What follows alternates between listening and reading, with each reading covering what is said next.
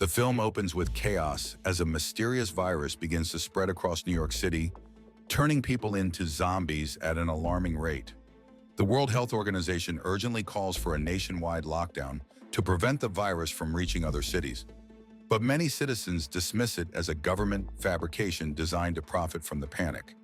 Ignoring the lockdown orders, they allow the virus to spread unchecked. The military and police struggle to contain the outbreak, but the virus proves to be one of the deadliest pandemics in history, quickly threatening to obliterate human civilization.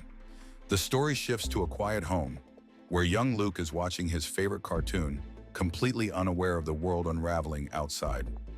Suddenly, the TV channels cut to national news, broadcasting urgent reports about the rapid spread of the zombie virus. Just as panic begins to settle in, Luke's older sister, Abigail, is called by their mother. They briefly video call their father, who urgently tells them he can't make it home and that they must follow their mother to safety outside the city.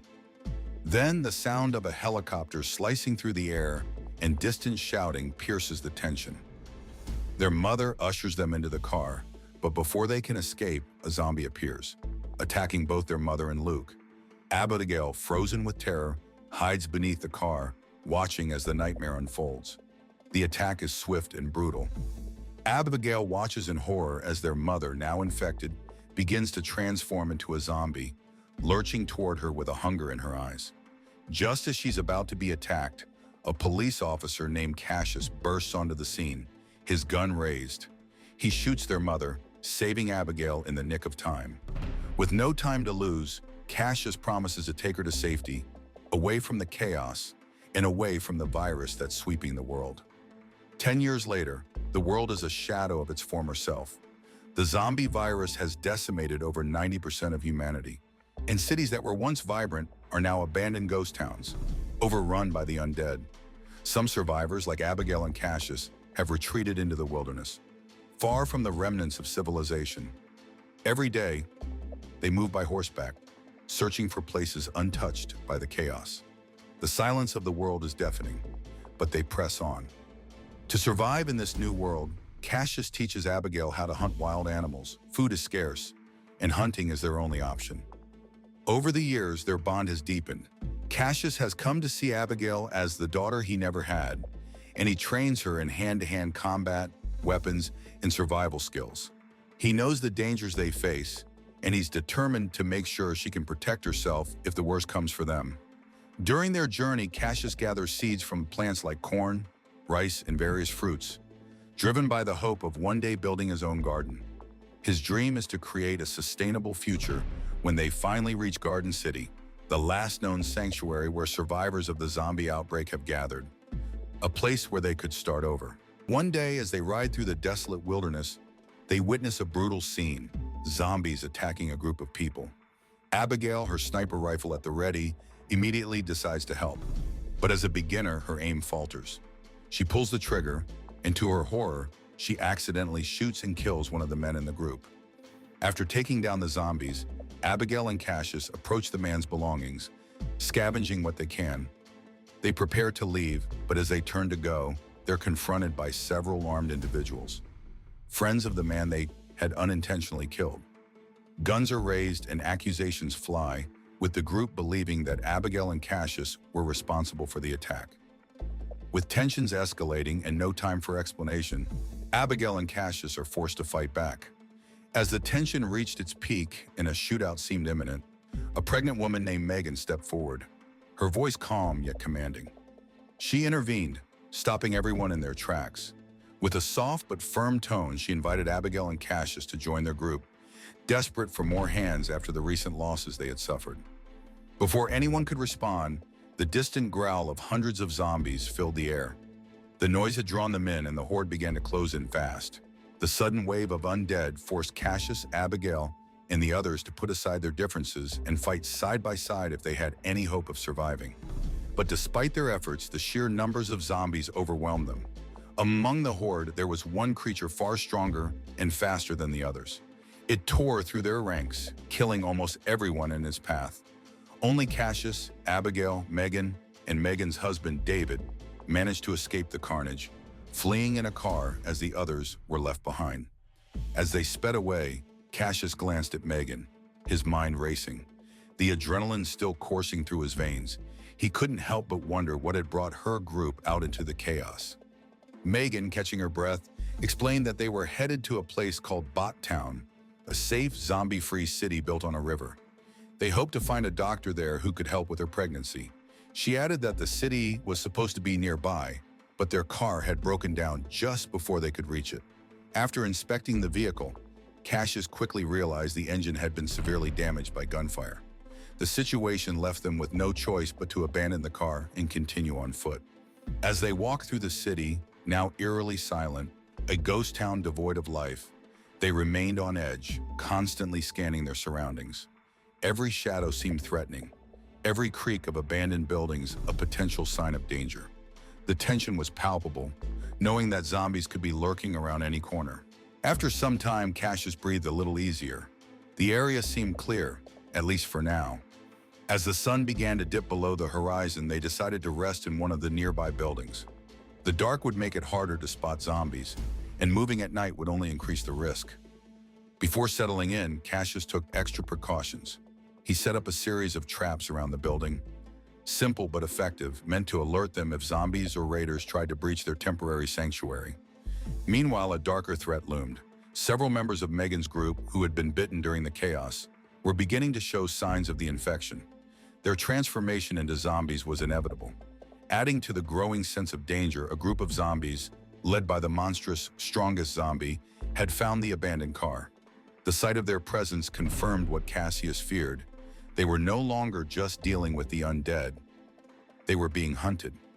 Inside the building, as the group settled in, Megan shared a revelation that caught everyone off guard. She and David were originally from Garden City, the very place Cassius and Abigail had been desperately searching for. But the city had fallen, overrun by zombies, forcing them to flee. They had sought refuge in Bot Town, a place they knew well from regular contact with its residents. Megan explained that Bot Town was built on a series of interconnected boats on a river, making it one of the safest havens for survivors. Zombies, unable to swim, couldn't reach them, giving the survivors a chance at a life free from the constant threat of attack. The idea of Bot Town intrigued Abigail. For the last 10 years, she had survived alone with Cassius, who had become the father figure she never had. The thought of living among other people, in a place designed to be safe, stirred something inside her. But Cassius was reluctant. He didn't trust that Bot Town would be as safe as it seemed, and he worried that it might not withstand a large-scale zombie attack. The disagreement between him and Abigail simmered, and the tension was palpable. In the end, Cassius relented. He couldn't bear the thought of leaving Megan, who was pregnant, in such a perilous situation. The next day, as Abigail wandered through the building, she heard something stirring below. She was about to tell Cassius when, out of nowhere, a zombie emerged, charging straight at her. The sudden rush of fear was overwhelming, but Abigail's training kicked in. She sprinted, dodging its grasp, and in a desperate move pushed the zombie off the top floor. Once the immediate danger passed, Cassius wasted no time. With the tension still thick in the air, he urged Abigail and the others to keep moving before more zombies were drawn to the noise. The traps he had set earlier seemed to have worked, holding the undead at bay for now. But they couldn't afford to linger. As they made their way further into the wilderness, Abigail broke the silence. She mentioned an airstrip nearby, used for small aircraft. Her voice was tinged with nostalgia as she explained how her father, a pilot, used to take her flying there. If they could find a plane, their journey would be far quicker, and they wouldn't have to worry about the constant threat of zombies. The group nodded in agreement, the promise of a faster escape making the decision easy. They'd stop at the airstrip. However, as they neared their destination, the mood shifted. They came across two bodies, both shot dead. It was clear they had been attacked by humans, not zombies. The unsettling discovery sent a ripple of unease through the group. It wasn't the undead they had to worry about, but the living people who had become just as dangerous. At the same time, a family was seen hidden behind a building, watching them. Later, Cassius opened the car's trunk, and his eyes immediately caught something that could make all the difference: a wheelchair. It was just what Megan needed to move more quickly. And with the added speed, they could cover more ground without worrying about her ability to walk long distances. They pressed on, eventually reaching the airstrip. Abigail, eager to make the most of their chance, rushed to one of the hangars. After a moment of tense searching, her eyes lit up. Inside was an undamaged plane, a lifeline to escape their ever-tightening world. But there was no time to waste celebrating. The plane had been sitting unused for over 10 years, and its condition was uncertain. It could have mechanical issues that could jeopardize their escape.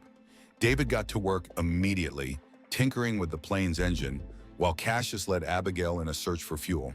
The airstrip was deserted, but they had to hope it held what they needed to get the plane off the ground. Meanwhile, a darker threat was closing in. The family who had been hiding behind the building they'd passed earlier had fallen victim to a deadly zombie attack. The strongest zombie, leading the horde, ripped through them with terrifying force. The sound of the attack reached Cassius and Abigail, an unmistakable sign that the undead were getting closer. Time was running out. As Abigail and Cassius kept watch, the distant rumble of movement grew louder, and they soon saw a large group of zombies closing in on the airstrip. With no time to waste, Cassius signaled for everyone to board the plane. David rushed to the cockpit, trying to start the engine as Cassius opened fire, keeping the zombies at bay with each shot. The plane finally roared to life, and they wasted no time, taking off just as the horde closed in behind them. But the danger wasn't over. One zombie managed to leap onto the plane, its grotesque hands reaching for Cassius. With a quick and desperate struggle, he fought it off just in time, narrowly avoiding a bite. Once they were airborne, the relief was short-lived. Within minutes, the plane's engine began to malfunction. Despite their best efforts, it became clear that they couldn't control the descent. They crash-landed into a tree with a brutal jolt. Miraculously, they all survived the crash with only minor injuries. Their escape had come at a high cost, but they were still alive. With no other option, they gathered their belongings and set out on foot, continuing their journey through the wilderness. After hours of walking, they stumbled upon an abandoned train station. It offered a brief respite from the relentless journey ahead. They decided to rest, knowing that 2 more days of walking awaited them before they could reach the river. Later, David instructed his wife to rest in one of the train cars while he slipped away, silently plotting to leave. He hadn't told her the truth. David had been bitten by a zombie on his leg, and the infection was spreading fast. Fearing that he might turn, he couldn't bear the thought of attacking his wife, so he planned to leave before it was too late. Meanwhile, Cassius was alerted by strange sounds coming from outside the train. When he went to investigate, he found Megan, quietly searching for food, her stomach growling with hunger. In the end, he helped her open a can of food, the two of them sharing a brief moment of calm amid the chaos. As they sat together, Cassius shared a painful memory with Megan. His own wife had been pregnant, just like her. But when the zombie outbreak hit their city, Cassius couldn't save her. Cassius went on, telling Megan how he had found Abigail on the brink of being killed by her own mother, who had turned into a zombie. With no family left, Cassius had taken Abigail in, and over time he came to see her as the daughter he'd lost. Despite their shared grief, Megan's voice was soft but firm. She urged Cassius to give Abigail more freedom, especially as she was entering her teenage years. Megan explained that if Cassius kept being too strict with her, Abigail might rebel and stop listening altogether. The next day, Cassius and the others continued their arduous journey, crossing endless grasslands and venturing deep into forests far from any remnants of civilization. But as the day wore on, Cassius began to notice something unsettling about David. His behavior had shifted, his movements were tense, his eyes often darting nervously, as if he were hiding something. Cassius, ever observant, waited for a quiet moment to pull David aside. When he finally asked what was going on, David hesitated, guilt written across his face. It was then that David admitted the truth. He had been bitten by a zombie. The infection was already spreading, and he knew that it was only a matter of time before he turned. With a heavy heart, Cassius told David to say his goodbyes to Megan, knowing the tragic fate that awaited him. Once the transformation began, he would become a threat to them all. As night began to fall, the group came across a well-maintained house, a sign that someone might be living nearby. Cautiously, they approached, only to be confronted by a man who suddenly emerged from the shadows, weapon raised. His eyes scanned them warily, and in a commanding voice, he told them to put their weapons in a box. With no other option, Cassius reluctantly complied, explaining their desperate need for food after running out of supplies. But as they placed their weapons down, the tension lifted. The man, to their surprise, was kind-hearted. His name was Northian, and after hearing their story, he welcomed them into his home. Not only did he offer them a safe place to rest, but he also provided them with a generous supply of food, free of charge. As a gesture of goodwill, Northian allowed them to use all the facilities in his house, including the electricity. Relief washed over Cassius and the others as they settled into Northian's home, feeling a rare moment of peace in a world that had offered little. They believed him to be a genuinely good person, offering shelter and safety when they needed it most. While they stayed there, Cassius discovered Northian's old laptop, still functional despite the chaos. As he scrolled through the files, old photos of himself with his late wife surfaced, bringing waves of nostalgia and grief. Meanwhile, Abigail, lost in thought, tried to remember fragments of her own family, lost to the horrors of the outbreak. As the evening wore on, the group gathered in the living room trying to relax. But the atmosphere shifted unexpectedly. Northian, once calm and composed, began speaking in an erratic, disjointed manner. His words, once friendly, now echoed with strange excitement as he bizarrely expressed joy about the outbreak of the zombie virus. The unease grew when David, feeling off, feared the worst. He sensed the same ominous feeling he had when he had been bitten. His heart raced, and for a moment, it seemed he might turn into a zombie. But through sheer will, David managed to control the transformation, his fear momentarily quelled. However, the calm was shattered when Northian revealed his true intentions. He pulled out a peculiar device, one that sent a pulse of energy through the room, knocking them all unconscious. When they awoke, the truth became clear. Northian was no kind-hearted man, but a deranged scientist, obsessed with experimenting on both the living and the dead. His kindness had been a trap, a facade designed to lure them in. Northian had planned to unleash one of his pet zombies, hoping to send it after the group to bite and infect them. But things didn't go according to plan. David, now partially infected, had gained a strength far beyond that of a normal human. When the zombie was released, David resisted the control of Northian's device with surprising force, breaking free and overpowering the undead creature. With David's strength, the others were freed, and they immediately retrieved their weapons from the box. There was no time to waste. They rushed out of the house, determined to escape before Northian could send more zombies after them. In a desperate move, they stole Northian's car, tearing away from the house and speeding into the night, narrowly avoiding the mad scientist's wrath. But their moment of relief was short-lived. Megan, who had been quiet for much of the journey, suddenly doubled over in pain. It became clear she was about to give birth. Tension gripped the group as they tried to make sense of the situation. But things only worsened. As they continued down the road, they were surrounded. The strongest zombie and his horde, still relentless from their previous chase, had caught up with them. Their path was quickly blocked by dense trees, leaving them no choice but to flee on foot. Panic set in as they ran, the zombies closing in. David, realizing that Megan could no longer keep up, made a gut-wrenching decision. He stayed behind, determined to hold off the zombies for as long as he could. He fought with everything he had, taking down several of the undead with brutal force. But the odds were against him. The strongest zombie, far more vicious and powerful than the others, lunged at him with terrifying speed. Despite his valiant efforts, David was no match for the beast, and the relentless zombie tore through him, leaving him to fall in a final, desperate battle. As the zombies closed in, threatening to overwhelm Abigail and the others, a sudden roar of gunfire shattered the night. Guards from Bottown, who had been patrolling the area, appeared out of nowhere, firing at the undead horde. Cassius and the group, barely escaping with their lives, were quickly ushered to safety. They were taken to Bottown, where Megan was immediately attended to by a doctor named Jossie, who would help with her childbirth. Meanwhile, Cassius and Abigail were examined to ensure they hadn't been infected by the zombie virus, the tension palpable as every second seemed to stretch on. The next day, Northian, still consumed by his rage, wandered through the woods. There, among the trees, he stumbled upon the lifeless body of David. The sight confirmed that Cassius and the others weren't far behind. The realization hit him like a storm. He had to exact his revenge. They had destroyed everything he had worked for, and now he would stop at nothing to hunt them down. Meanwhile, back at Bottown, Cassius and Abigail met George, the leader of the settlement.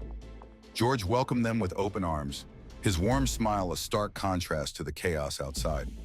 He hadn't seen another survivor of the zombie outbreak in ages, and his relief was palpable. The virus had ravaged the world, leaving humanity on the brink of extinction, and Bottown was one of the few remaining refuges. Though Cassius and Abigail were given shelter in Bottown, Cassius knew their stay wouldn't be permanent. He couldn't shake the feeling that places like this, isolated and relatively safe for now, were dangerous in the long run. If the zombie virus ever reached their sanctuary, the consequences would be catastrophic. He turned to Abigail, urging her to leave soon, but she refused. For the first time in years, she was surrounded by others her age, and she didn't want to leave the only semblance of normalcy she had ever known. A short while later, Dr. Jossie approached Cassius with news. Megan's baby had been born healthy, but the exhaustion from childbirth had taken its toll on Megan. Her body was too weak to survive, and the grim reality hit Cassius hard. Cassius went to Megan's side where she lay weak, but still holding on to the last threads of life. Knowing her time was running out, Megan made a final request. She asked Cassius to take care of her daughter, just as he had cared for Abigail. She wanted her child to grow up strong, to survive in a world that had become unforgiving. Before Megan passed, she gave Cassius a necklace, one that held a photo of herself and David. Despite his tough exterior, Cassius couldn't bring himself to leave the baby behind. The weight of abandoning the newborn in a world that had already taken so much was unbearable. Fortunately, Dr. Jossie, a mother who had also lost her family to the zombie virus, agreed to help care for the child. She saw the pain in Cassius's eyes and, in that moment, understood the need to protect the innocent. Meanwhile, Norton had finally tracked down Bottown, but his arrival wasn't welcomed by the silence he expected. Instead, he was met by a horde of zombies, their grotesque forms closing in on him from all directions. But rather than fleeing, Norton's eyes lit up with manic excitement. This was exactly what he had been waiting for. The zombies, his once controlled subjects, were now his army, and with them, he saw the chance for the ultimate revenge. Back in Bottown, Abigail was adjusting to life in the safety of the settlement. She soon met Roderick, a charismatic teenager who invited her to a party, a rare opportunity to socialize with others her age. The night seemed full of promise, a break from the weight of survival. But when Roderick suddenly disappeared without a trace, Abigail's curiosity turned to concern. Determined to find answers, she set out to search for him. In her search for answers, Abigail stumbled into the engine room of one of Bottown's ships.